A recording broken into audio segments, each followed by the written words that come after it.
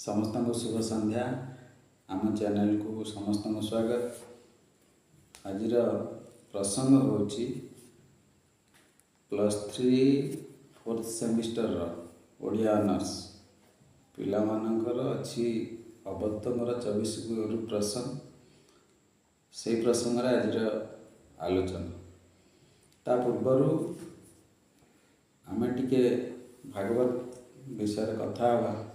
तो ये किए कहते क्या कहते आमको बुझा अच्छे। महाभारत युद्ध पर्व कथा भगवान कृष्ण तांकर समस्त लीलाखेला सारे प्राय है एवं एठी भगवान निज धाम को जीवाक प्रस्तुत होचन।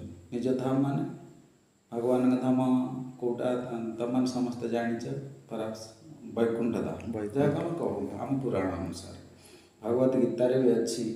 भगवान अर्जुन पचारुचंदी कृष्ण को तुम धाम कोटा कौटी आप रुहति है। भगवान कहले भागवत भी कथा अच्छी जे मद्भक्ता जत्र गायन्ति तत्र तिष्ठामि नारद है।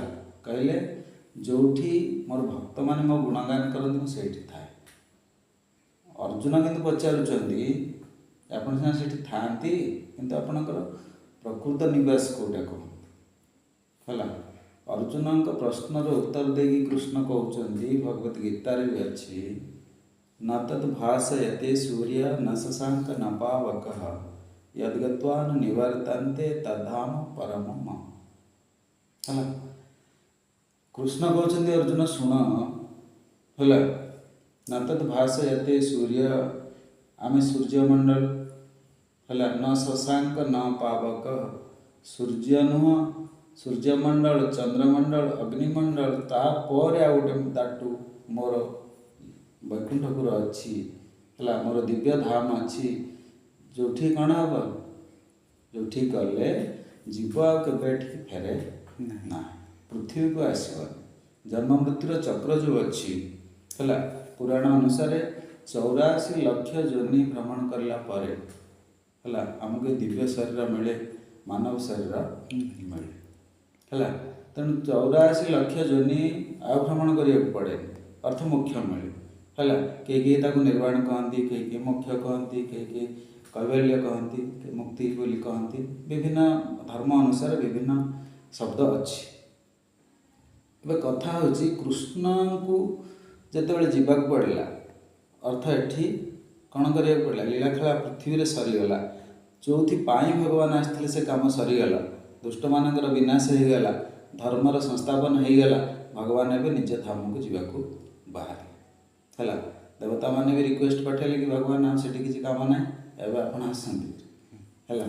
भगवान एवं कौन कले फेरिबा पूर्व है कौन करिया पूर्व फेरिबा पूर्वर भगवान तांकर परम भक्त उद्धव को डाकिले। क्या डाकिले उद्धव है उद्धव कथा कह है। उद्धव को डाकिले से जन भक्त वास्तव मान मन है। उद्धव को डाकिले उद्धव को कहले सब कथा कहले उद्धव मो जीवार बेला गल है मुझे फेरी मो धाम को ता पूर्वर मुझे तुमको केतटा कथा कहूँ मन रख है। उद्धव ए शुणा बसिले भगवान कहते देख मुझे पलैबी है मुझे पलैबी मो लीलाखेला सरीज तापर कौन हम ना कलिर घोर कलिर प्रवेश कौन प्रवेश हम घोर कली प्रवेश हम भगवान कहते हाँ कृष्ण कहते उद्धव शुण ए कौन हम जे एबे कलिर प्रवेश हम तो कलिर प्रवेश हम लोक मैंने सब उल्टा काम करे मनीष से मनीष आम कहू मनीष को जिते ता पाखे मानवीय गुण थाए ह्यूमानिटी जहाँ तो मैंने अंग्रेजी कहूँ है। तो मानवीय गुण को जदि जा पाखे ना ताको आम मनीष कहे जदि कहीं माने नियम विरुद्ध काम कला आम ताको आंटी सोशियल कहू अंग्रेजी अच्छी कहचे है। तेणु एठी कथा होची तेणु कृष्ण बुझाऊँ उद्धव जे मुझे पलैबी है କଳିର କରାଳ ଗ୍ରାସରେ ଏ ପୃଥିବୀ ପଡ଼ିବ। ପୃଥିବୀର ଲୋକମାନେ କ'ଣ ହେବେ ନା ସବୁ ଅନ୍ୟାୟ ଅତ୍ୟାଚାର ପାପ ଅଧର୍ମ ଆଡ଼କୁ ମନ ବଳେଇବେ ହେଲା।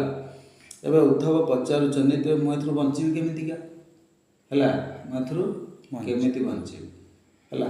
କୃଷ୍ଣ ଉଦ୍ଧବଙ୍କୁ କହିଲେ ସବୁ ଛାଡ଼ିକି ଜଙ୍ଗଲକୁ ଯାଏ ହେଲା, ସେଇଠି ତୁ କ'ଣ କରିବୁ ନାମ ଜପ ହେଲା। କେବଳ କଲିଯୁଗ କେବଳ ନାମ ଆଧାର, ରାମଚରିତ ମାନସରେ ତୁଳସୀଦାସ ଲେଖିଛନ୍ତି କଲିଯୁଗ କେବଳ ନାମ ଆଧାର। କଳିଯୁଗରେ କେବଳ ଭଗବାନଙ୍କର ନାମ ସ୍ମରଣ ହିଁ ଯଥେଷ୍ଟ ହେଲା, ଆଉ ଅଧିକା କିଛି କରିବା ଦରକାର। ତ ଉଦ୍ଧବ ଯେତେବେଳେ ପଚାରୁଛନ୍ତି ମୁଁ କେମିତି ବଞ୍ଚିବି, କଳିର କରାଳ ଗ୍ରାସରୁ ବଞ୍ଚିବି କେମିତିକା ହେଲା, ଏବେ ଉଦ୍ଧବଙ୍କୁ ବୁଝେଇବାକୁ ଯାଇ ଶ୍ରୀକୃଷ୍ଣ ହେଲା ଯଦୁରାଜା ଏବଂ ଅବଧୂତଙ୍କ ଚରିତ୍ର କହୁଛନ୍ତି। ଏବେ ବୁଝେଇଗଲା ହେଲା। ପ୍ରକୃତରେ କଥାଟା କିଏ କାହାକୁ ବୁଝାଉଛି? କୃଷ୍ଣ ବୁଝାଉଛନ୍ତି ଉଦ୍ଧବଙ୍କୁ। କେଉଁ କଥା ମାଧ୍ୟମରେ ନା ଯେଉଁ କଥା ଅବଧୂତ ଯଦୁରାଜାଙ୍କୁ କହିଥିଲେ। କ୍ଲିୟର? ଏବେ ତେଣୁ ଅବଧୂତ ଯଦୁରାଜାଙ୍କୁ ଯେଉଁ କଥା କହିଲେ ସେଇ କଥା ହେଲା, ସେଇ ପ୍ରସଙ୍ଗରେ ହିଁ ଅଛି 24 ଗୁରୁ ପ୍ରସଙ୍ଗ। ଅବଧୂତଙ୍କର 24 ଗୁରୁ ପ୍ରସଙ୍ଗ ଅଛି, ବହୁତ ଛୋଟ ଛୋଟ ହେଲା। ଏବେ ଭଗବାନ ଯଦୁରାଜ ଅବଧୂତ ସମ୍ବାଦକୁ କୃଷ୍ଣ ଉଦ୍ଧବଙ୍କ ଆଗରେ କହୁଛନ୍ତି ହେଲା। ଅବଧୂତ ଆକ୍ଚୁଆଲି ଗୋଟେ ସମ୍ପ୍ରଦାୟ, ଯେମିତି ବାବାଜୀ ମାନଙ୍କର ବିଭିନ୍ନ ସମ୍ପ୍ରଦାୟ ଅଛି, ସାଧୁସନ୍ଥମାନଙ୍କର ବିଭିନ୍ନ ସମ୍ପ୍ରଦାୟ ଅଛି, ରାମାନନ୍ଦୀ ସମ୍ପ୍ରଦାୟ ଅଛି, ନାଗା ସମ୍ପ୍ରଦାୟ ଅଛି, ଠିକ୍ ସେମିତି ଅବଧୂତ ବି ଗୋଟେ ସମ୍ପ୍ରଦାୟ। ଅବଧୂତଙ୍କଠୁ ଏହା ଆରମ୍ଭ ହିଁ ହେଲା। ଏବେ ଅବଧୂତଙ୍କ ବିଷୟରେ ବହୁ ରୋଚକ କାହାଣୀ ଅଛି ପୁରାଣରେ। ଏଇ ଗୋଟେ କାହାଣୀ ମୁଁ ତୁମମାନଙ୍କୁ କହୁଛି ଏବେ ହେଲା। ଯେ ଅବଧୂତ ପ୍ରକୃତରେ କେତେ ତ୍ୟାଗୀ ଥିଲେ। ସଂସାର ଭିତରେ ରହି ସାଧାରଣ ମଣିଷଠୁ ଯିଏ ଉର୍ଦ୍ଧ୍ୱ, ସାଧାରଣ ମଣିଷଠୁ ଯିଏ ଅଲଗା ହେବ ସେ ତ ଅସାଧାରଣ ହିଁ ହେବ ନା। ଏବେ କେମିତି ଅସାଧାରଣ ଥିଲେ ସେଇ କଥା ମୁଁ କହୁଛି। ଥରେ ଅବଧୂତ ତ ସଂସାର ତ୍ୟାଗୀ, ତାଙ୍କର ନାଇଁ ଘର ଅଛି, ନାଇଁ ଦ୍ୱାର ଅଛି, ନାଇଁ କେଉଁଠି କ'ଣ ଅଛି, ଯାହା ମିଳିଲା ଖାଇଲେ, ଯାହା ନ ମିଳିଲା ବସିଲେ, ନୋ ଟେନସନ୍। ଏବେ ଥରେ ଶିବଙ୍କୁ ପାର୍ବତୀ କହିଲେ ଅବଧୂତ ତମର ଏଡ଼େ ବଡ଼ ଭକ୍ତ ହେଲା, ତାକୁ ତମେ କିଛି ଦିଅ ହେଲା, ତମେ ତ ଅକର୍ମ କର୍ମଦାୟକ ଭୂତ ଭାବନ ଭୋଲେନାଥ, କର୍ମରେ ନଥିଲେ ବି ତମେ ଦେଇଦିଅ ହେଲା। ତେଣୁ ତମେ କ'ଣ କର, ତାକୁ କିଛି ଦିଅ ଅବଧୂତକୁ। ତମେ ତ ଯିଏ ନ ମାଗୁଛି ତାକୁ ଦେଇ ଦେଉଛ ହେଲା। କିଏ ବେଲପତ୍ର ଟିକେ ଦେଇଦେଲା, ତା ପାଖରେ ଗଦେଇ ଦେଉଛ ପଇସା ପତ୍ର ଧନ ରତ୍ନ ଗଦେଇ ଦେଉଛ। ଇଏ ତମ ଭକ୍ତଟା ଯିଏ ଖାଇବାକୁ ପାଉନି, ଏଇଟା କେମିତିକା କଥା? ତେଣୁ ଆଉ କିଛି ଦିଏ। ଶିବ କହିଲେ ପାର୍ବତୀ ମୁଁ ତାକୁ ଦେବାକୁ ଚାହୁଁଛି, ବଟ୍ ସେ ନେବାକୁ କିଛି ଚାହୁଁନି ହେଲା। ପାର୍ବତୀ ଏବେ କହିଲେ ଠିକ୍ ଅଛି ଦେଖିବା ପରୀକ୍ଷା କରିବା କିନ୍ତୁ ନେବନି ହେଲା। ଶିବ କହିଲେ ଠିକ୍ ଅଛି ଯା ପରୀକ୍ଷା ନେଇଯା, ଯଦି ତମେ ସନ୍ଦେହ ହେଉଛି ତ ପରୀକ୍ଷା ନେବ। ପାର୍ବତୀ ଏବେ କ'ଣ କଲେ, ପରୀକ୍ଷା ନେବା ପାଇଁ ଗୋଟେ ବୁଢ଼ୀ ବ୍ରାହ୍ମଣୀର ବେଶ ଧରି କୋଉଠିକି ଆସିଲେ? ଅବଧୂତଙ୍କ ପାଖକୁ ଆସିଲେ। ଅବଧୂତ କହୁଛନ୍ତି, ଅବଧୂତ ସେ ସମୟରେ କ'ଣ କରୁଛନ୍ତି ନା ଶ୍ମଶାନରେ ରହୁଛନ୍ତି। ତାଙ୍କ ତ ଘର ନାହିଁ ନା, ଯେଉଁଠି ଇଚ୍ଛା ସେଠି ରହିବେ। ବଟ୍ ସାଧୁସନ୍ଥ ସେ ବାବାଜୀ ଅଲଗା ଜାଗାରେ ତେଣୁ ଶ୍ମଶାନରେ ଅଛନ୍ତି। ଏବେ ଖାଉଛନ୍ତି କ'ଣ ନା ଶ୍ମଶାନରେ ଯେଉଁ ପଥଶ୍ରାଦ୍ଧରେ ଅଟା ଦିଆ ହୁଏ ହେଲା, ଭାତ ଦିଆ ହୁଏ, ଆମେ ଯେମିତି ପଥଶ୍ରାଦ୍ଧରେ ପରମ୍ପରା ଅନୁସାରେ, ତ ସେମିତି କେହି ଗୋଟେ ଶବ ପୋଡ଼ି ଦେଇକି ଯାଇଛି, ପଥଶ୍ରାଦ୍ଧରେ ଯେଉଁ ଅଟା ଦେଇଛି ହେଲା, ଅଟାର ଗୋଲା ଦେଇଛି, ଅଟା ଗୋଳାକୁ ସେ କ'ଣ କରିଛନ୍ତି ନା ଚପାତି କରିକି ଶବ ନିଆଁରେ ଜୁଇ ନିଆଁରେ ସେକିକି ତାକୁ ଖାଇବାର ବ୍ୟବସ୍ଥା କରୁଛନ୍ତି। 2-3 ପଟ କ'ଣ ଏମିତି ଚପାତି କରିଛନ୍ତି। ଏବେ ପାର୍ବତୀ ବୁଢ଼ୀ ବ୍ରାହ୍ମଣୀର ବେଶ ଧରି, ବୁଢ଼ୀ ଭିକାରୀର ବେଶ ଧରି, ଭିକାରୁଣୀର ବେଶ ଧରି କୁଆଡ଼େ ଗଲେ? ଅବଧୂତଙ୍କ ପାଖରେ ପହଞ୍ଚିଗଲେ। ଭଗବାନ ଭିକ୍ଷା ଦେ, ମୋତେ କିଛି ଖାଇବାକୁ ଦିଅ ହେଲା। ଅବଧୂତ ଚାହିଁଲେନି, କିଏ ମାଗୁଛି ଚାହିଁଲେନି ହେଲା, କ'ଣ ପାଇଁ ମାଗୁଛି ପଚାରିଲେନି। ନର୍ମାଲି ଆମେ ସାଧାରଣ ମଣିଷ, ଆମକୁ କିଏ ଛୋଟିଆ ମୋଟିଆ କ'ଣ ମାଗିଲେ କ'ଣ ନେବୁ କିଏ ନେବୁ, ଆମେ 22 ପ୍ରଶ୍ନ ପଚାରୁ ହେଲା। ଏବେ ଅବଧୂତଙ୍କୁ ସେ ଖାଇବାକୁ ମାଗୁଛି, ବଟ୍ ଅବଧୂତ ଚାହିଁଲେନି କିଏ ମାଗୁଛି, ଅବଧୂତ ପଚାରିଲେନି କ'ଣ ପାଇଁ ମାଗୁଛି, କେତେଟା ମାଗୁଛି ପଚାରିଲେନି। ଏବେ ଗୋଟେ ରୁଟି ନ ଦେଖିକି ପକାଇଦେଲେ ପଛପଟୁ, ନେ ଖା ହେଲା। ଏବେ ପାର୍ବତୀ ଆଶ୍ଚର୍ଯ୍ୟ ହୋଇଗଲେ, ଏମିତି ଆଉ ଦେଖିନାହାନ୍ତି, ପଚାରୁନି କିଛି କହୁନି ହେଲା। ଏବେ ପ୍ରଥମ ରୁଟି ସରିଲା ପରେ ଦ୍ୱିତୀୟ ଆଉ କହିଲେ ମୋତେ ପେଟ ଭରିଲାନି ଆଉ ଦେ। ଏବେ ଅବଧୂତ କ'ଣ କଲେ, ଆଉ ଯେଉଁ 2ଟା ରୁଟି ଥିଲା ତାକୁ ବି ଫିଙ୍ଗିଦେଲେ ତାକୁ ଫିଙ୍ଗି ଗଲେ ନା ଖା କହିକି ସେ ତାଙ୍କର ଆଗକୁ ଆଗକୁ ଚାଲିଲେ, ଚାହିଁଲେନି ବି କାହାକୁ ସେ 3ଟା ରୁଟି ଦେଲେ ଚାହିଁଲେନି ହେଲା। ଏବେ ପାର୍ବତୀ ଆଶ୍ଚର୍ଯ୍ୟ ହେଇଗଲେ। ଏବେ ପାର୍ବତୀ ନିଜ ସ୍ୱରୂପ ନେଇ ନିଜ ରୂପରେ ଅବଧୂତ ଆଗରେ ଠିଆ ହେଲେ। ଅବଧୂତ ଯେତେବେଳେ ପାର୍ବତୀଙ୍କୁ ଦେଖିଲେ ପ୍ରଣାମ କଲେ, ମା ପ୍ରଣାମ ହେଲା। ପାର୍ବତୀ କହିଲେ ଅବଧୂତ ମୁଁ ଆସିଛି ତୋତେ କିଛି ଦେବି ହେଲା, ମୁଁ ତ ପରୀକ୍ଷା ନେଉଥିଲି, ତୁ କିଛି ପ୍ରକୃତରେ ମୋତେ କ'ଣ ରୁଟି ଗୁଡ଼ା ଦେଇଦେଲୁ ସବୁ ହେଲା, ତୁ କିଛି ଖାଇବାକୁ ତ ମାଗିବୁ ନିଶ୍ଚୟ, ଏବେ କ'ଣ ମାଗୁଛୁ ମାଗେ। ଅବଧୂତ କହିଲେ ମା ମାଗିବାର ତତେ କିଛି ନାହିଁ, ତୁ ମୋତେ କ'ଣ ମାଗୁଛୁ ମାଗେ ହେଲା, ଓଲଟା ହେଲା।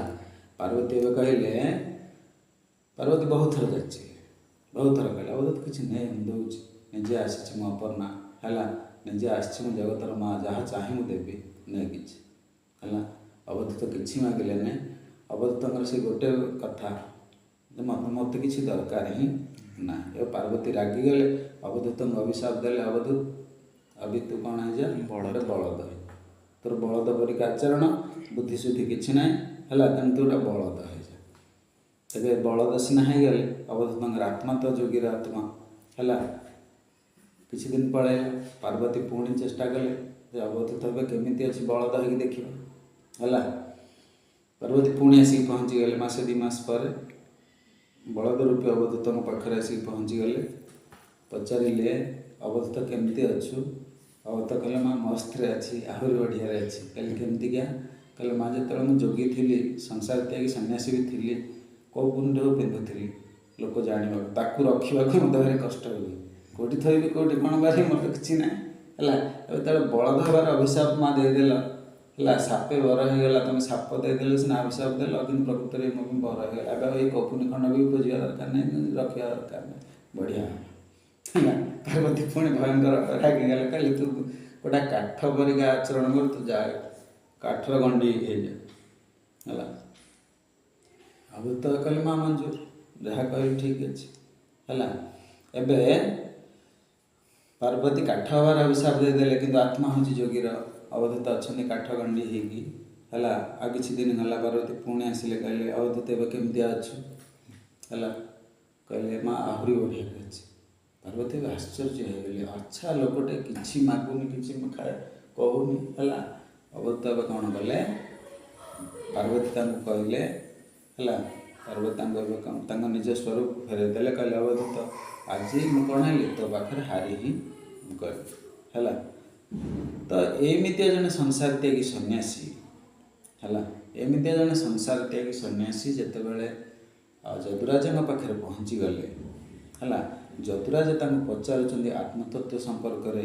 ଯଦୁରାଜ ତାଙ୍କୁ ପଚାରୁଛନ୍ତି ହେଲା, ଆମେ ଯେତେବେଳେ ନର୍ମାଲି ସାଧାରଣ ଲୋକ ଯେତେବେଳେ ବାବାଜୀଙ୍କ ପାଖକୁ ଯାଏ କ'ଣ ପଚାରେ, ବାବାଜୀ ମୋ ହାତଟା ଦେଖିଲା ହେଲା, କ'ଣ ଅଛି, ମୋ ପିଲାର ଚାକିରି କେଉଁଦିନ ହେବ, ମୋ ଝିଅର ବାହାଘର କେଉଁଦିନ ହେବ, ଆମେ ଏମିତିଆ ପଚାରେ ନର୍ମାଲି ହେଲା। ଅବଧୂତଙ୍କୁ ଯଦୁରାଜ ସେ କଥା କିଛି ପଚାରୁନାହାନ୍ତି ହେଲା। ପଚାରିଲେନି ମୁଁ ଆଉ କେତେ ଦିନ ବଞ୍ଚିବି କହ ହେଲା, ପଚାରିଲେନି କି ଝିଅ ବାହାଘର କେଉଁଦିନ ପଚାରିଲେନି।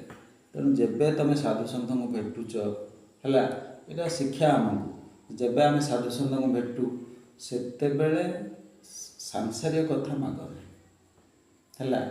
ତାଙ୍କୁ ଗୋଟେ ପ୍ରଶ୍ନ ପଚାର, ମୋତେ ମୁକ୍ତି ମିଳିବ ନା ନାହିଁ, ବା କ'ଣ କଲେ ମୁକ୍ତି ମିଳିବ।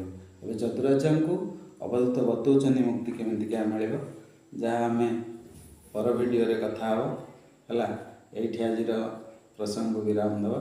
ସମସ୍ତଙ୍କୁ ଧନ୍ୟବାଦ। ଯଦି ଆପଣଙ୍କୁ ଭଲ ଲାଗିଲା ଆମ ଚ୍ୟାନେଲକୁ ନିଶ୍ଚୟ ସବସ୍କ୍ରାଇବ୍ କରିବ। ଧନ୍ୟବାଦ।